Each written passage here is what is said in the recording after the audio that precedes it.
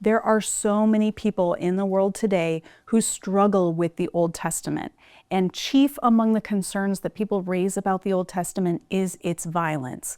It seems like a series of violent texts, and we have different levels of violence in the Old Testament.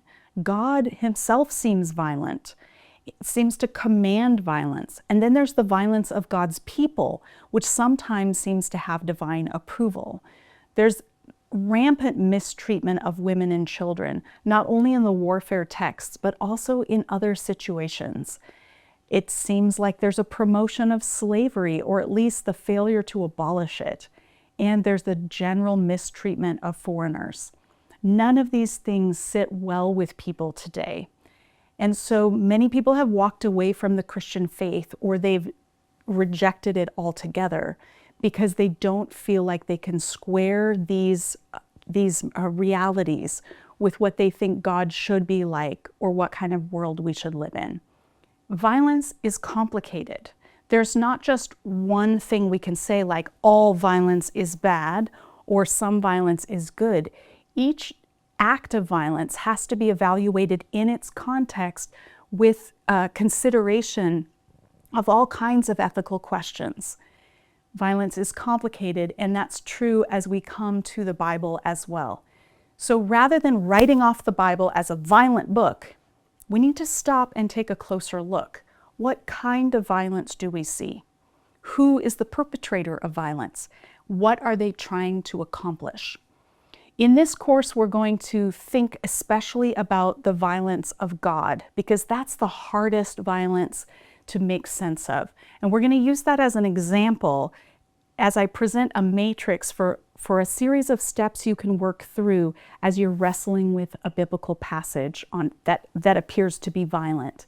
As we go through these steps, we'll find that they will also be useful in other cases of violence, whether it's human on human, or whether there are other complexities involved. I want to leave you with a thought about how to handle difficult texts in the Bible.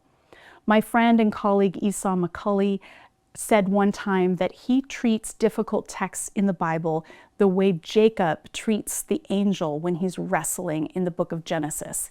Perhaps you know the story. Jacob is on his way back to the promised land. He's nervous about encountering his twin brother Esau because they've been estranged from each other and there's tension between them. And in his nervousness, there's this kind of restless agitation. And the night before they are to meet, an angel meets Jacob and wrestles with him all night long.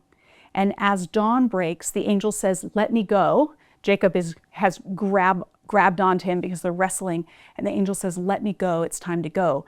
And Jacob says, "I will not let you go until you bless me."